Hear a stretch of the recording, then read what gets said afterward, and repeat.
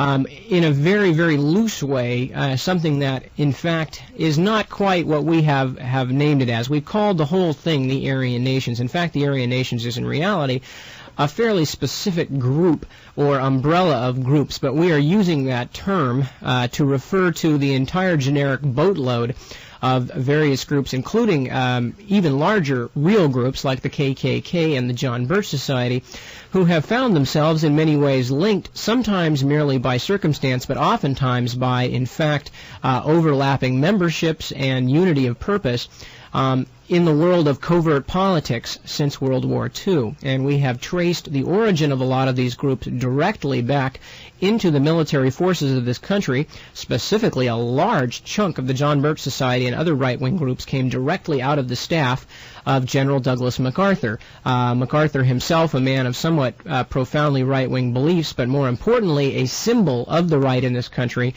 a man who was suggested as being the military dictator in case of a fascist coup in this country, and a man whose staff, many members of which were actively involved in plotting various types of right-wing coups and overthrows of established elected power in this country.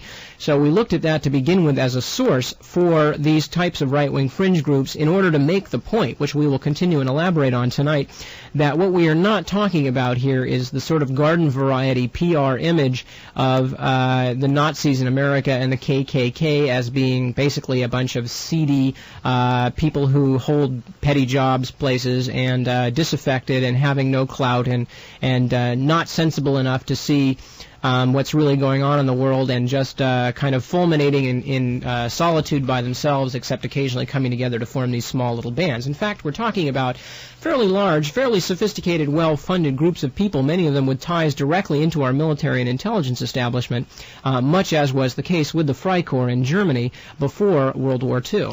Yeah, now, again, the popular conception of the Aryan Nations, and using that in a specific term, now the neo-Nazi umbrella organization that's coming to light in this trial in the Northwest, the popular conception has been, as Nip indicated, that this is a bunch of disaffected rednecks out on a Saturday night to raise hell. In point of fact, what we've been looking at is this group as part of a much larger paramilitary milieu, which is analogous to and in many ways linked to formative elements of the Freikorps in Germany. Now recall, the Freikorps were basically an underground extension of the German military put together for the purpose of initially putting down the German Revolution, and then they went on to systematically assassinate all of the legitimate democratic leaders of the Weimar Republic. In so doing, they paved the way for Nazism, and as we've looked at, the geniture of the Nazi Party itself was within this underground extension of the military. Now, recalling briefly to tie the Aryan Nations in a hard way with what we've been talking about, we began by looking in our first program at two military coups, both unsuccessful. The first, we looked at an attempted overthrow of the government by the military, and specifically we looked at how the Morgan and DuPont industrial groups basically were behind this particular coup, and we also looked at how they supported fascism in Germany. And then we took a look at the Morgan group's choice of, first of all, Douglas MacArthur as the man to lead this coup, although he did not lead it. And the man they chose to lead it eventually betrayed it. That's why it was unsuccessful, a man named Smedley Butler. Their second choice, the Morgan group's second choice, was a man named Hanford McNider, also a member of the MacArthur group. We then looked at a second coup attempt in which a MacArthur staffer named Van Horn Moseley was cooperating with not only German intelligence but also domestic fascists, including a man named William Dudley Pelley. Now, this 1939 coup attempt was unsuccessful. We then looked at that same Van Horn Moseley and that same William Dudley Pelley supporting MacArthur for president in 1944. One of the people who also supported MacArthur at that point was Gerald L.K. Smith, a domestic fascist. One of his top aides was a man named Wesley Swift. We then looked at how Wesley Swift, as an aide for Gerald L.K. Smith, nominated Douglas MacArthur for president for the Constitution Party and I've forgotten the name off the top of my head of Dudley's party. It's the same kind of a name. At any rate, Dudley Pelley's splinter political party nominated Douglas MacArthur to be president. Wesley Swift was the man who did it. Now, the Aryan Nations, specifically, we looked at the Posse Comitatus, founded by a member of William Dudley Pelley's Silver Shirts. That's why we're tracing these roots. We then looked at what Colonel William Potter Gale, a MacArthur staffer, a man who fought in the Philippines. He was part of Swift's organization, as we're going to look at tonight. And in addition, another fellow who was a part of Wesley Swift and Gerald L.K. Smith's organizations was a man named Richard Butler. and which Richard Butler is the titular head of the Aryan nations today. That's why we've been tracing all of these possibly obscure-seeming names to people like L.K. Smith, like William Dudley Pelley, and so forth. We've been tracing, if you go back to the geniture of the far-right groups today, they go back to the Dudley Pelleys, the Gerald L.K. Smiths, and the MacArthur staff and elements thereof are primary in this whole situation. Now, in 1944, we also looked at how Albert Wiedemeyer, a man with more fascist connections than the switchboard at Berchtesgaden, basically was, along with his father-in-law, General Embick, working to get troops switched from the European theater to the Pacific to get Douglas MacArthur home early. We then looked at how the entire China lobby and the John Birch Society grew out of this I guess you could call it an extension of the MacArthur group, because Wiedemeyer was part of that group, and we looked at how the China lobby grew up alongside and as part of the MacArthur organization.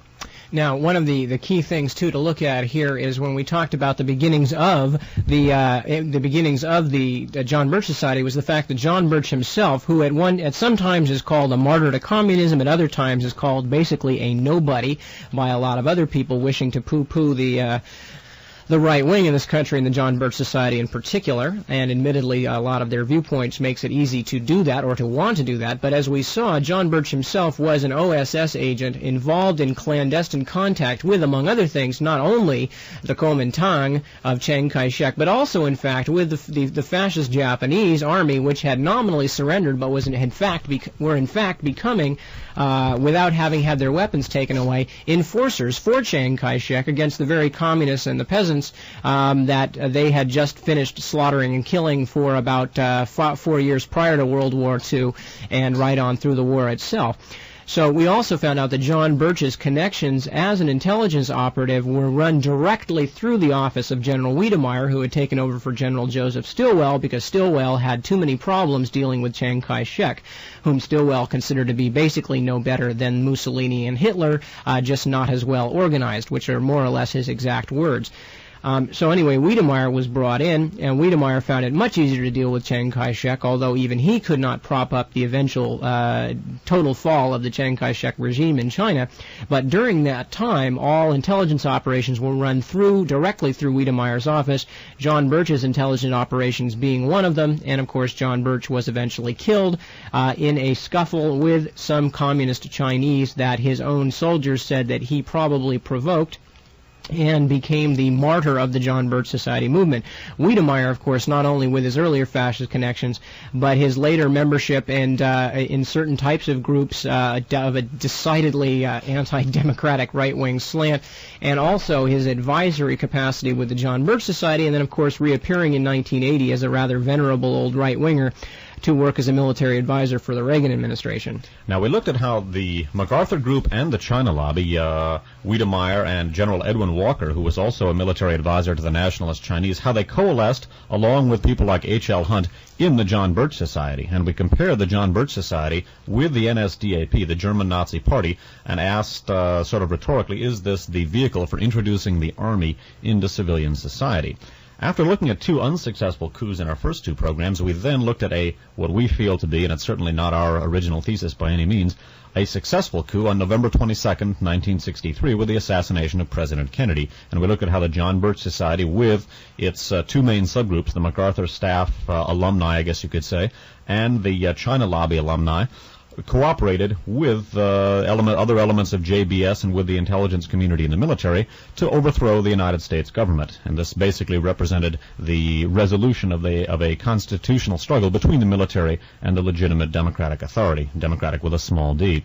Now, what we're going to be doing on the broadcast this evening is tying the Aryan nations proper, meaning the people like Richard Butler, Keith Gilbert, William Gale, and the people who are spoken of, referred to specifically by the news media as the Aryan nations. And we're going to tie that back in with this whole paramilitary milieu, such as the John Birch Society, the Ku Klux Klan, and so forth. And we're going to show you how they participated in the successful military coup of November 22nd, 1963, as well as the subsequent assassinations of Martin Luther King and Robert Kennedy. We'll also be looking at John Birch elements and how they intersect with all of this, and sort of showing how all of this comes up to the present day. But again, we're going to go back to our third and successful coup attempt in 1963 and see how this alleged group of rednecks figures into this whole situation, and show that far from being a group of disaffected rednecks, these people are actually an organ of official U.S. policy, unfortunately for us. So that's basically what we're going to be doing tonight, is we're going to bring that in. We're also going to be updating a lot of the material from our first Guns of November broadcast, the background of the Kennedy assassination, and we're going to be talking a lot about Cuba, okay, and some roots of things which are growing and bearing acorns today. Before Dave starts to read the first segment tonight, I'm going to have him remind you, because he remembers the date, and I think I would be incorrect with the date, but I'm going to have him remind you of the last article that we read last month when we finished Radio Free America about a certain United States ambassador in a very odd situation at a very odd time. Well, basically what we're talking about is a man named Henry Cabot Lodge. Henry Cabot Lodge was John F. Kennedy's ambassador to what then was the Republic of South Vietnam. And as we looked at in Guns of November number 3 about the connections between the Kennedy assassination and the Vietnam War, we looked at how Kennedy's Vietnam policy was sharply reversed by his assassination. Contrary to popular belief, which holds that there was no great difference in Vietnam policy between the Kennedy and Johnson administrations, there was. Kennedy had come to the conclusion that Vietnam was a dead end and was, as we saw in our Guns of November broadcast, in the process of pulling us out of Vietnam. And again, if that seems a little glib or facile to somebody, the relevant documentation, and in this case it's extremely weighty, is contained in our Guns of November number 3, and that again is available from DAVCOR. Okay, now, the reversal of Vietnam policy took place, of course, on, pursuant to the assassination on November 22nd, 1963. On the evening of the 24th, the evening of the day on which Ruby silenced Oswald, we saw that a meeting was held, and Kennedy's Vietnam policy was turned around 180 degrees. 2 days before, the day before Kennedy was killed, Ambassador Henry Cabot Lodge was seen following the conference at which an accelerated withdrawal plan was agreed upon. This was in Honolulu on November 20th, the day before. We saw that Henry Cabot Lodge was seen pumping a whole stack of quarters into a payphone in the lobby of a hotel in Honolulu. Now, this is not only one of the top national security officials, or one of the most important national security officials in the country at the time. He was the ambassador to a key ally at that time, which was involved in a war. This is a man who could have had access to any sort of phone. Certainly, secure communications are something one would expect from a man like that. And as a member of the Cabot family, he was, of course, extremely well-heeled and not in need of pumping quarters into a payphone. In and of itself, it's certainly not conclusive, but it's an interesting place for him to be, an interesting thing for him to be doing at that particular time, in as much as he was our ambassador to Vietnam, and in as much as the policy agreed to the day before was about to be reversed by assassination. Now, we're going to be picking up again, right where we left off. We're going to be picking up with the successful coup on November 22nd, 1963, and we're going to be taking a look at a person we looked at some length in Guns of November number 3, and who we're going to be looking at tonight, namely Richard Milhous Nixon. And, of course, recall in Guns of November number 3, we found that Nixon was in Dallas, Texas on November 22nd, 1963, flew out right about the time of the assassination, and then when interviewed about that, 3 months later by the FBI, he was off by a full 48 hours in his recollections. He told the FBI that he left on November 20th. So, whereas most people are able to remember precisely where they were on the day at the time that Kennedy was killed, Richard Nixon, who defeated Kennedy in the 1960 election, and who just happened, by coincidence, to be in or alleged coincidence, to be in Dallas, Texas on November 22nd, 1963, was totally unable to recall that 2 months later. Ask yourself how credible that is. Now, we're going to take a look here at some material which may suggest who Henry Cabot Lodge was calling when he was pumping those quarters into the payphone. Now, one thing that people who were alive at the time will remember, and those of you who, and God knows there are many people that have been born since, might not remember, is that Henry Cabot Lodge was Richard Nixon's vice presidential candidate in 1960 when Nixon was defeated by John Kennedy. Okay? It's also worth noting that the Cabot family was very much involved with United Fruit, and the Paynes, who put the Oswalds up in the Dallas area, were very much involved. Were, I think, cousins of the Paynes and very much involved, of the Cabots rather, and very much involved with them. A possible explanation for not only what Richard Nixon was doing in Dallas, Texas on November 22nd, 1963, but what or who Henry Cabot Lodge, his former vice presidential candidate, may have been calling on November 21st, was carried in a book called Forgive My Grief, Volume 3. Forgive My Grief, volumes 1 through 4, was put together by one of the top researchers on the Kennedy assassination. That's a fellow named Penn Jones, Jr.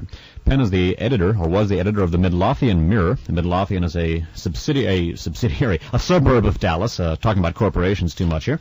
It's a suburb of Dallas, and Jones has been has been the editor of the paper there for many, many years, and as a result of his proximity to Dallas and his presence there at the time of the assassination, Penn Jones has become he became very interested in the assassination and became one of the top researchers. By the way, there's an excellent biography of Penn Jones called Citizen's Arrest by a man named Nash, if you'd like to read the story of Penn's struggles in attempting to unearth the facts about the Kennedy assassination. Now, Forgive My Grief, Volume 3, the volume that we're about to deal with now, was copyrighted in 1969 and was privately published. Well, it was published by the Midlothian Mirror Incorporated. Okay, so 1969, Midlothian Mirror Incorporated, copyrighted is the copyright for Penn Jones, Forgive My Grief, Volume 3. And in an article, by the way, much of the material from the Forgive My Grief volumes comes from a series of editorials and articles in the Midlothian Mirror. And this particular excerpt here, and it's an editorial, was called "The Head Man Was in Dallas." And Penn writes as follows in Forgive My Grief, Volume 3. Oh, by the way, the Murkison reported here is a man named Clint Murkison, Jr. Or actually, Clint Murkison. Now, this is Clint Murkison, Jr. Clint Murkison, Jr. is not only the former owner of the Dallas Cowboys, but also a prominent Texas oil man and an intimate of the Hunts and the people who we looked at in Guns of November, or Radio Free America, number 11, our last show about the Aryan nations. And again, in Penn Jones' editorial here from Forgive My Grief, Volume 3, entitled "The Head Man Was in Dallas," talking about a party that was held by the aforementioned Clint Murkison, Jr. An earlier, unreported Murkison party was much more important than those of recent years. This party was held on the night of November 21st, 1963, at the Murkison home, and we think was the cover for an important conference of the assassination staff. We have always felt sure that before the president was killed, a staff conference was held somewhere, and all the elements of the assassination plot were present or represented. For a time, we thought the conference was held in Sykes, Louisiana. There were some planning meetings held in Sykes for some of the lower-level operatives, but not the big meeting just before the hit. When it is realized that the assassination of President Kennedy was even more important than the Normandy invasion with General Eisenhower in command, then the conference for the Dallas Project becomes essential. The killing of President Kennedy was the most important takeover of a country in our world history. All the major forces in this country were involved and had to be accounted for at the final conference before the strike. So a conference was necessary, and the conference was held. Since Richard M. Nixon and J. Edgar Hoover were in the Murkison home that night, this is November 21st, 1963, the night before the assassination, the same day on which Henry Cabot Lodge was pumping quarters into a payphone in Honolulu. Resuming with Penn's narrative, so a conference was necessary and the conference was held. Since Richard M. Nixon and J. Edgar Hoover were in the Murkison home that night, we feel we should report that the conference was held there in the home, not in the presence of the partygoers to be sure, but on the premises. J. Edgar Hoover, the task force commander, was present to confer with his troops, to issue last-minute instructions, to review the final plans, and to give the word to go or to cancel as necessary. The Murkison involvement in the assassination as one of the vast oil empires in the United States may be the explanation for the hiding of Sylvia Odio. 1. A young Cuban refugee and a very important... Oh, that's a footnote, excuse me. A young Cuban refugee and a very important witness.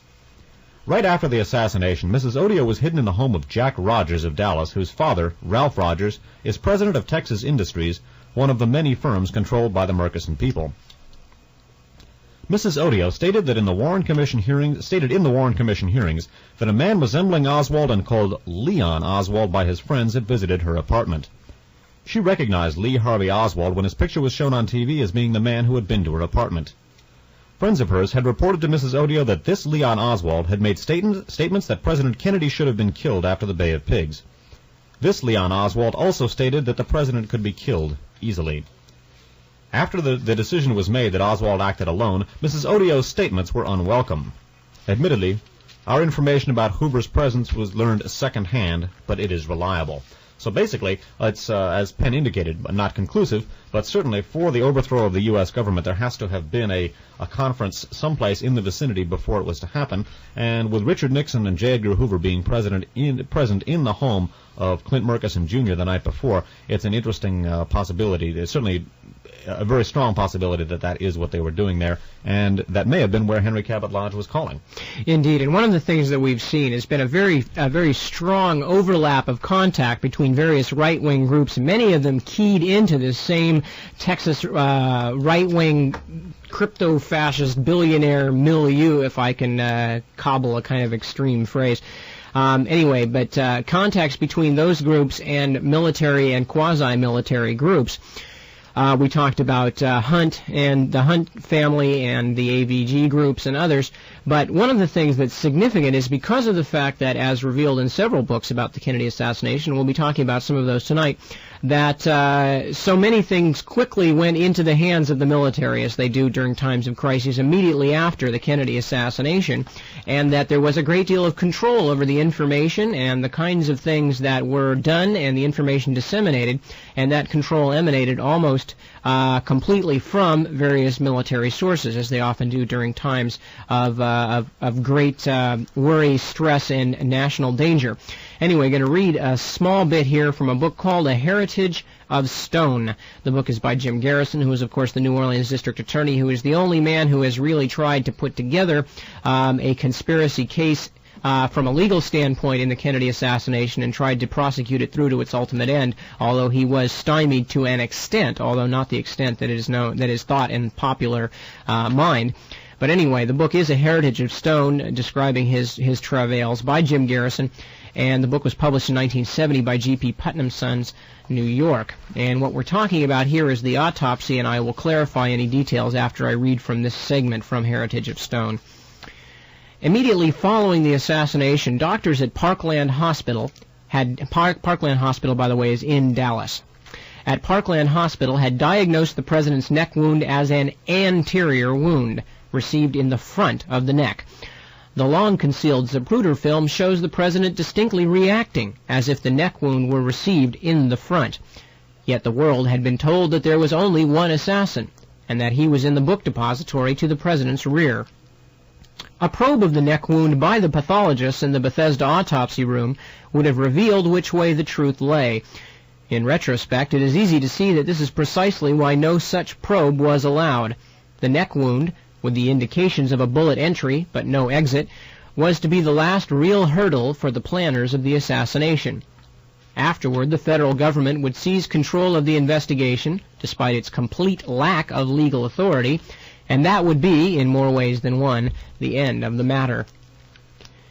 It was 5 years after the assassination at the trial in New Orleans that it was learned that the neck wound had never been examined. Colonel Pierre Fink, F-I-N-C-K, the Army pathologist subpoenaed from Washington by the District Attorney's Office, had an unusually retentive memory for details. He simply could not recall, however, who ordered the pathologists not to look at the wound in the neck. Considering the historic occasion, and considering the implications of such a strange order, one would think he would never forget the man who issued this command. Fink was able to remember that the man was a general, and that he was not a doctor. But then his memory failed him. Fink was one of the pathologists who had conducted the autopsy. One of the other pathologists, Commander Humes, afterwards had burned his autopsy notes, contrary to medical custom. The government's pathologist was pressed on this point by the New Orleans District Attorney's Office. His questioning was conducted in behalf of the District Attorney's Office by Alvin Ozer, O-S-E-R, the Executive Assistant District Attorney. Ozer: "Well, at that particular time, Doctor, why didn't you call the doctors at Parkland, or attempt to ascertain what the doctors at Parkland may have done or may have seen while the president's body was still exposed to view on the autopsy table?" Cutting in briefly to explain, what the Assistant District Attorney is questioning him about is, Fink was present at the autopsy at Bethesda. He's talking about what the doctors who tried to save Kennedy's life might have seen in Parkland, in Dallas, and why several hours later, while they still have Kennedy's body on the autopsy table in Bethesda, they didn't call to compare notes with the Parkland doctors. Dr. Fink: I will remind you that I was not in charge of this autopsy, that I was called... Ozer, you were a co-author of the report, though, weren't you, Doctor? Dr. Fink, wait. I was called as a consultant to look at these wounds. That doesn't mean I am running the show. Ozer, was Dr. Humes running the show? Dr. Fink, well, I heard Dr. Humes stating that... He said, who is in charge here? And I heard an Army general, I don't remember his name, stating, I am. You must understand that in those circumstances, there were law enforcement officers, military people with various ranks, and you have to coordinate the operation according to directions. Ozer, but you were one of the 3 qualified pathologists standing at that autopsy table, were you not, Doctor? Dr. Fink, yes, I was. Ozer, was this Army general a qualified pathologist? Fink, no. Ozer, was he a doctor? Fink, no, not to my knowledge. Ozer, can you give me his name, Colonel? Dr. Fink, no, I can't. I don't remember. Ozer, do you happen to have the photographs and x-rays taken of President Kennedy's body at the time of the autopsy and shortly thereafter? Do you? Dr. Fink, I do not have x-rays or photographs of President Kennedy with me. Ozer, how many other military personnel were present at the autopsy, in the autopsy room? Fink, that autopsy room was quite crowded. It is a small autopsy room, and when you are called in circumstances like that to look at the wound of the President of the United States who is dead, you don't look around too much to ask people for their names and take notes on who they are and how many there are. I did not do so. The room was crowded with military and civilian personnel and federal agents, Secret Service agents, FBI agents for part of the autopsy, but I cannot give you a precise breakdown as regards the attendance of the people in that autopsy room at Bethesda Naval Hospital. Ozer, Colonel, did you feel that you had to take orders from this Army general that was there directing the autopsy?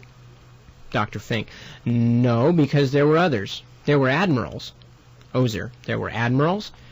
Fink, oh yes, there were admirals, and when you are a lieutenant colonel in the Army, you just follow orders, and at the end of the autopsy, we were specifically told, as I recall it, it was by Admiral Kinney, the Surgeon General of the Navy, this is subject to verification, we were specifically told not to discuss this case.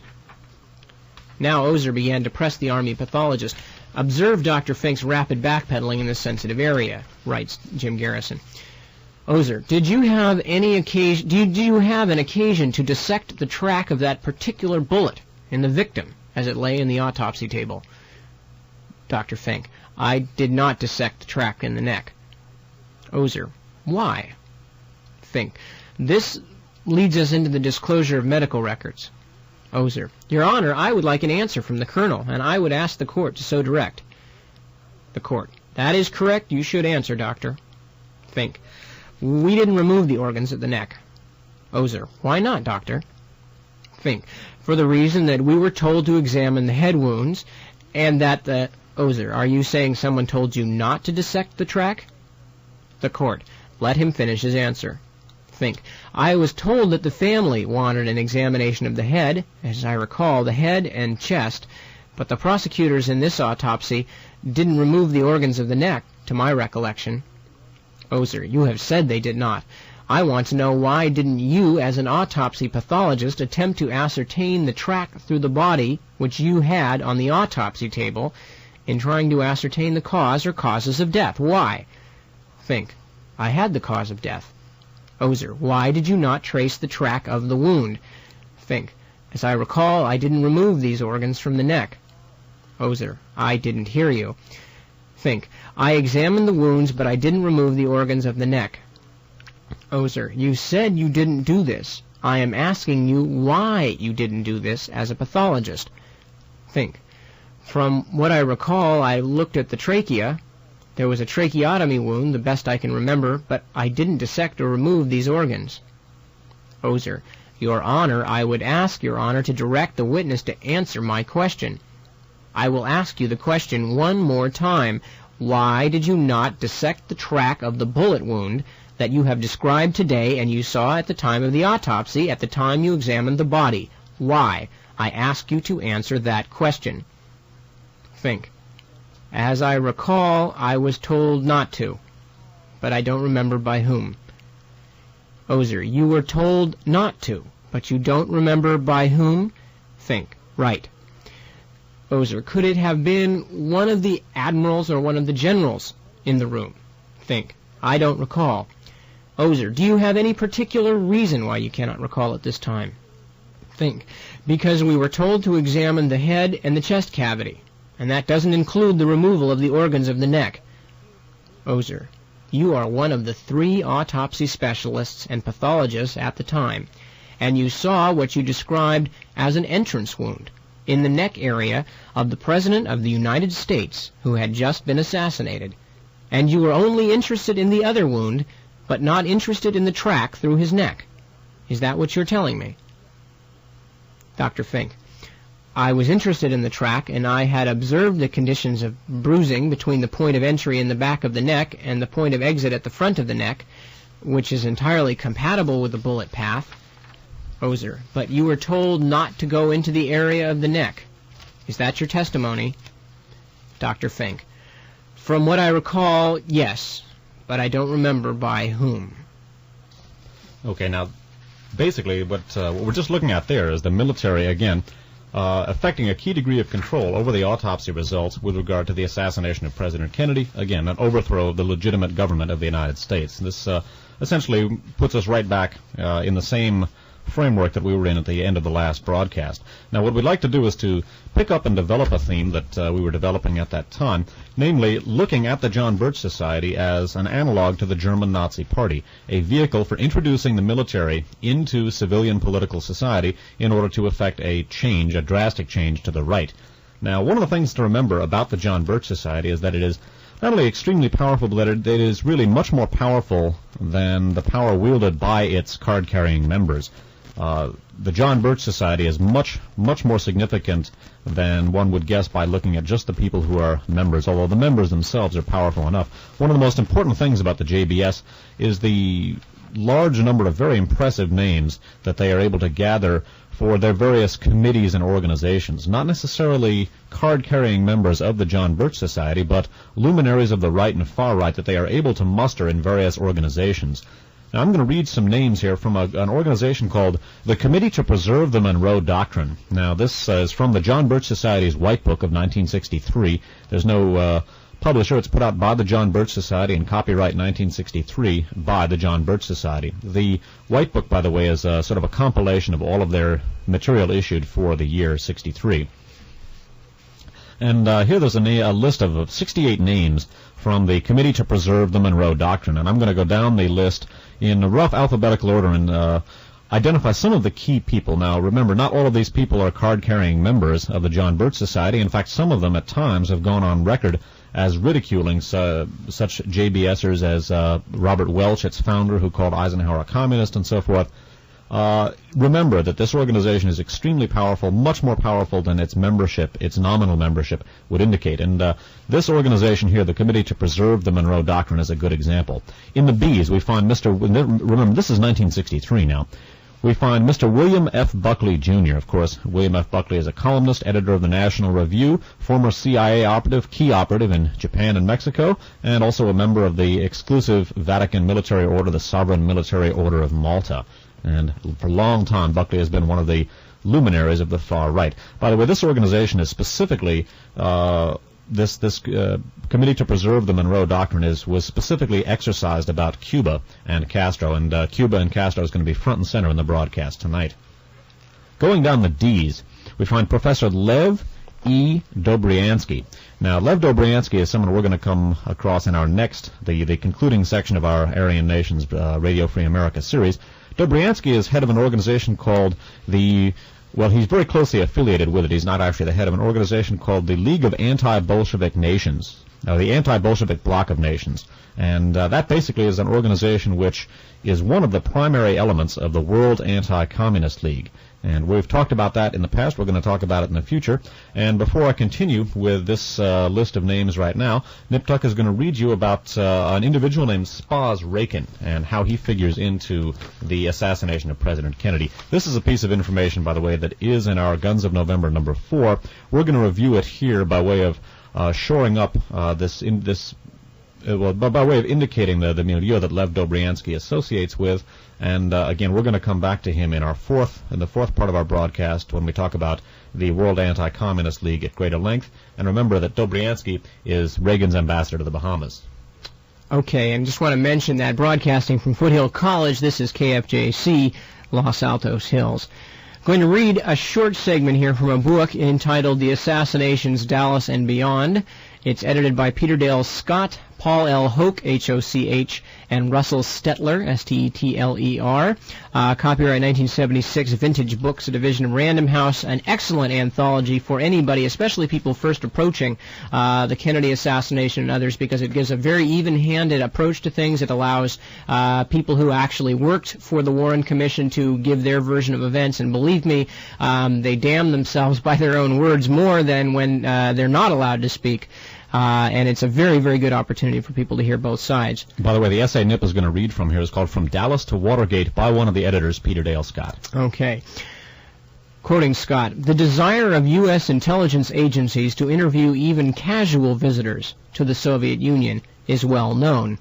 In June 1962, Lee Harvey Oswald was a returning Marine defector who had once served at a CIA base and had told the U.S. Embassy in Moscow of his intention to pass information to Soviet officials. For 2 years, he had worked in a sensitive Soviet factory and was now married to the niece of a colonel in Soviet intelligence. Yet, the report tells us that the returning Oswalds were met in New York City not by the FBI or CIA, but by, quote, Spaz T. Rakin, a representative of the Travelers' Aid Society. The FBI interviews did not point out that Spaz T. Rakin, R-A-I-K-I-N, first name spelled S-P-A-S, was also the Secretary General of the American Friends of the Anti-Bolshevik Bloc of Nations, a small but vigorous group of right-wing, revanchist East Europeans in direct touch with the FBI and Army intelligence, and also with the Gehlen spy organization in West Germany, the Kuomintang in Taiwan, the mother of Madame Nu, right-wing Cubans like Oswald's DRE contact Carlos Bringuier, and other elements of a shadowy, quote, World Anti-Communist League. This WACL, World Anti-Communist League, had contacts with U.S. anti-communists in New Orleans, in the building with the Camp Street address used by Oswald on his pro-Castro literature, and also by the CIA's Cuban Revolutionary Council, of which Bringuier had once been press secretary.